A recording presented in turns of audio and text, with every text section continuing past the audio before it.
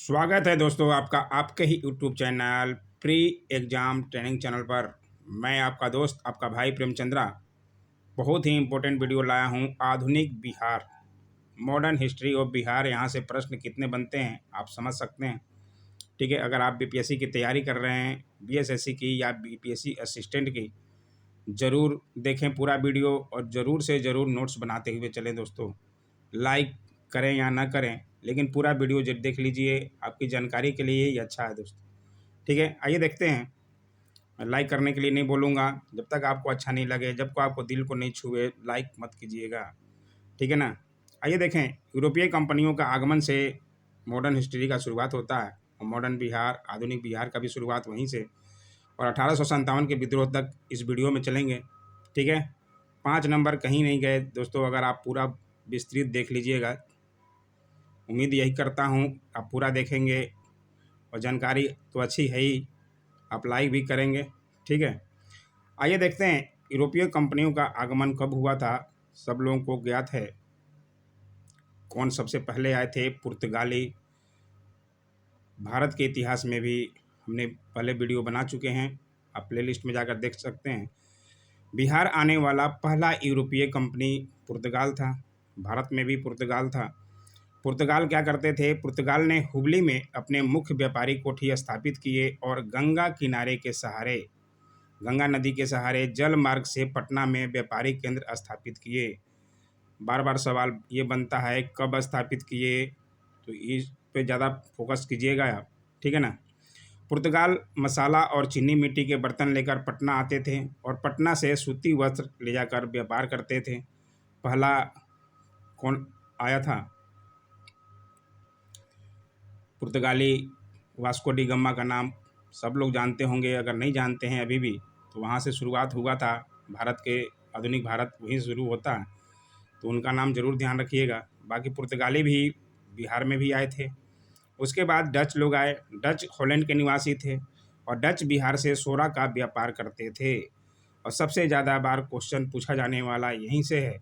डचों ने, इसलिए 3 स्टार लगा हुआ है दोस्तों, ध्यान से समझिएगा इस लाइन को। ठीक है, 3 स्टार किस लिए लगा है, क्योंकि डचों का ये बार बार सवाल बनता है बीपीएससी में। डचों ने 1632 ईस्वी में, ये जरूर से ज़रूर नोट कीजिएगा, 1632 ईस्वी में पटना में अपना व्यापारिक भवन खोला, जो आज पटना कलेक्टेरिएट के भवन के रूप में है। और सवाल बहुत बार बना है, इसलिए इस बार भी न बने ऐसा कह नहीं सकते, इसलिए इसको ज़रूर से ज़रूर नोट ज़रूर कीजिएगा। ठीक है, आइए देखें और कौन कौन आए थे। फिर अंग्रेज आए।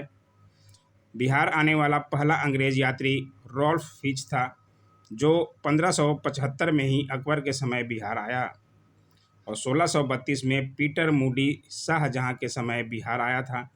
तो इन दोनों पर बार बार सवाल बनता है, तो इसे ज़रूर से ज़रूर नोट कीजिएगा। ठीक है, अंग्रेज़ों ने पटना के गुलजार बाग में अपनी व्यापारिक कोठी स्थापित किया, जहां आज सरकारी प्रिंटिंग प्रेस है। ठीक है, उसके बाद फ्रांस लोग आए। फ्रांसीसियों की बस्ती बंगाल के चंद्रनगर में स्थित था। फ्रांसीसी चंद्रनगर से जलीय मार्ग द्वारा पटना के व्यापार से जुड़े थे और फ्रांसीसी बिहार से मुख्यतः सोरा का व्यापार कर रहे थे। सोरा का व्यापार ज़्यादा होता था बिहार से। फ्रांसीसियों ने 1734 में पटना में अपना गोदाम बनाया, तो इसे भी ज़रूर से ज़रूर नोट कीजिएगा, क्योंकि इस बार फ्रांसीसी पूछ दे। ठीक है ना, हमेशा डच पूछता है, इस बार फ्रांसीसी भी पूछ सकता है, इसलिए 1734 में पटना में अपना गोदाम बनाए, तो इसे भी ज़रूर से ज़रूर ध्यान रखिएगा। ठीक है, फ्रांसीसियों ने पटना में अपना फैक्ट्री स्थापित नहीं किया था, केवल गोदाम था उनका। उसके बाद आए थे डेनिस। डेनिस कहाँ के थे? डेनमार्क के निवासी थे और बिहार में व्यापार करने सबसे अंत में डेनिस ही आए। पहले पुर्तगाली, डच, फ्रांसीसी, अंग्रेज, उसके बाद फ्रांसीसी, उसके बाद डेनिस। ठीक है, बिहार में व्यापार करने सबसे अंत में यही आए थे डेनिस। और डेनिस ने 1774 में पटना में अपना फैक्ट्री स्थापित किया, जो कि इम्पोर्टेंट है और ये आप भी नोट कर सकते हैं। ठीक है, तो ये पूरा है। और उसके आगे चलते हैं बंगाल का, क्योंकि बंगाल से ही बिहार का विभाजन हुआ है, तो बंगाल से पढ़ना पड़ेगा हमें और पूरा पढ़ना भी चाहिए। बंगाल के नवाब कौन कौन से हुए? तो पहले हुए थे मुर्शिद कुली खां, 1717 से 1727 तक। शुजाउद्दीन 1727 से 1739, आप पूरा नोट स्क्रीनशॉट ले सकते हैं। सबसे ज़्यादा इम्पोर्टेंट पढ़ना होता है सिराजुद्दौला के बारे में, मीर जाफ़र, मीर कासिम, ठीक है। उसके बाद कौन कौन से हुए आप यहाँ देख सकते हैं। सबसे लास्ट में मुबारक उद दौला 1770 से 75 तक। उसके बाद क्या क्या हुए, मतलब पूरी स्थिति हम जो इम्पोर्टेंट है उसे ज़्यादा व्यू दिए हैं, ठीक है। उसके बारे में ही ज़्यादा हम नोट्स बनाएं। सिराजुद्दौला के बारे में देखते हैं, यहाँ से ही ज़्यादा सवाल बनते हैं। अली वर्दी खान का नाती, सबसे छोटी बेटी अमीना बेगम का बेटा सिराजुद्दौला के नवाब बनने के बाद पारिवारिक विद्रोह हुआ, जिसमें अंग्रेज ने विद्रोहियों का साथ दिया, अंग्रेज विद्रोहियों का साथ दिए। और 20 जून 1756 को सिराजुद्दौला के फोर्ट विलियम किला पर हमला किया और अंग्रेज अधिकारी हॉलवेल के अनुसार, हॉलवेल थे, पूरे सिराजुद्दौला ने एक ही कमरे में 146 अंग्रेज़ों को बंद कर दिया, जिसमें केवल 23 जीवित बचे थे। यही घटना जो है ब्लैक होल के नाम से प्रसिद्ध है और बहुत बार सवाल बना है, ठीक है। ब्लैक होल की घटना यही है हॉलवेल की। हॉलवेल जीवित बचे थे, वही उनकी अपने किताब में लिखे थे कि ऐसा किया था सिराजुद्दौला ने एक ही कमरे में, ठीक है। तो ये ज़्यादा इम्पोर्टेंट है और इसे ज़रूर से ज़रूर ध्यान रखिएगा। फरवरी 1757 में अंग्रेज़ों ने लॉर्ड क्लाइव के नेतृत्व में अलीनगर की संधि सिराजुद्दौला के साथ किया, जिस संधि के द्वारा पुनः कोलकाता पर अंग्रेज़ों का अधिकार हो गया। उसके बाद अंग्रेज़ों ने फ्रांसीसियों की बस्ती चंद्रनगर पर हमला किया। चंद्रनगर में फ्रांसीसी रहते थे, वही जो है प्लासी युद्ध का कारण बना। और प्लासी कहाँ पड़ता है, पश्चिम बंगाल में भागीरथी नदी के किनारे स्थित है, तो इसे भी ज़रूर ध्यान रखिएगा। भागीरथी नदी के किनारे है प्लासी, पश्चिम बंगाल में पड़ता है। उसके आगे देखते हैं सिराजुद्दौला का प्रधान सेनापति कौन था, मीर जाफ़र, जिसने गद्दारी कर दिया था और उसी के कारण प्लासी का युद्ध जो है सिराजुद्दौला हार गया और अंग्रेज़ जो है विजयी रहे। कब की घटना है, प्लासी युद्ध कब हुआ था, 23 जून 1757। ये डेट तो आप उम्मीद है याद जरूर करेंगे, नहीं जानते हैं अभी भी नोट्स बनाते हुए चलिएगा दोस्तों, ठीक है। और अंग्रेज़ों ने कठपुतली मीर जाफ़र को बंगाल का नवाब बना दिया। उसके बाद अब देखते हैं मीर जाफ़र की कहानी क्या है। मीर जाफ़र के बारे में पढ़ना पड़ेगा, मीर कासिम के बारे में पढ़ना पड़ेगा, ठीक है। जो जो घटनाएं हुई है शुरू से एक लाइन से पढ़िएगा तो पूरा डिटेल आपको समझ में आएगा दोस्तों। 1857 तक का इस वीडियो में है। मीर जाफ़र बंगाल का 2 बार नवाब बना, एक बार 1757 से 60 तक और फिर 1763 से 65 तक रहा। मीर जाफ़र ने लॉर्ड क्लाइव को 24 परगना की जमींदारी दिया। और बक्सर के युद्ध के समय सारे नोट्स करने वाले सवाल हैं दोस्तों, ठीक है। यहाँ से पूरा आपको समझना पड़ेगा, यहीं से सवाल बनते हैं, इसलिए हर लाइन में सवाल छिपा हुआ है। तो आप ज़रूर से ज़रूर स्क्रीनशॉट लीजिए, अपना नोट्स बनाइए और ये बहुत ही ज़्यादा इम्पोर्टेंट है। बक्सर के युद्ध के समय बंगाल का नवाब मीर जाफ़र ही था। 1764 के समय जो बक्सर का युद्ध हुआ था, डचों के साथ मिलने के आरोप में 1760 में अंग्रेज़ों ने इसे हटाकर इसके दामाद मीर कासिम को नवाब बनाया। मीर जाफ़र का दामाद मीर कासिम था, उसको नवाब बनाया था। उसके बाद भी घटना हुई तो मीर जाफ़र पुनः 1763 में नवाब बना और 1765 में इसकी मृत्यु हो गई। मीर कासिम को हटाया गया, मीर कासिम को गुस्सा आ गया मुझे हटाया गया। इसके बाद ही जो है बक्सर का युद्ध हुआ था और उसके बारे में भी देख लेते हैं मीर कासिम के बारे में। मीर कासिम ने 1761 में बंगाल की राजधानी मुर्शिदाबाद से मुंगेर स्थानांतरित किया और मुंगेर में राइफल फैक्ट्री की स्थापना किया। ये बहुत बार सवाल बना है, तो इससे ज़रूर से ज़रूर नोट कीजिएगा। मुझे उम्मीद है आप नोट करेंगे, ठीक है।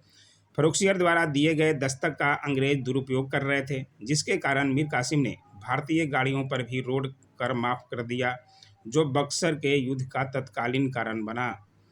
हमेशा सवाल बनते रहता है तत्कालीन कारण क्या बना था किसी युद्ध का, तो ये सारी बातें जो है आपको ज़रूर से ज़रूर ध्यान रखनी चाहिए। कब हुआ था बक्सर युद्ध, 22 अक्टूबर 1764 को।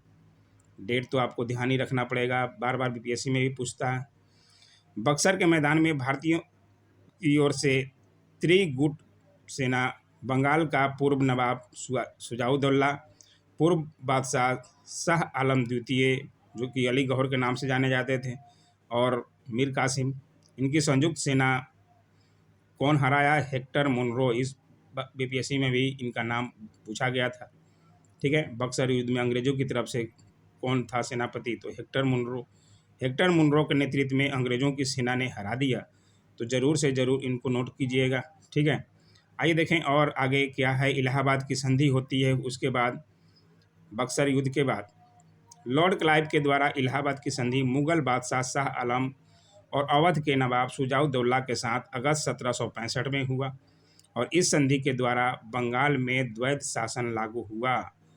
यही सवाल 60 बीपीएससी में बन चुका है। द्वैध शासन किसने लगाया? तो लॉर्ड क्लाइव के समय लगा था। तो ये इंपॉर्टेंट हो जाता है, आपको ध्यान रखना। ठीक है, तो ये उम्मीद है आप ज़रूर से ज़रूर इसको नोट्स बनाएंगे। उसके बाद बने थे नजमुद्दौला। मीर जाफ़र की मृत्यु के बाद उसका बेटा नजमुद्दौला बंगाल का नवाब बना।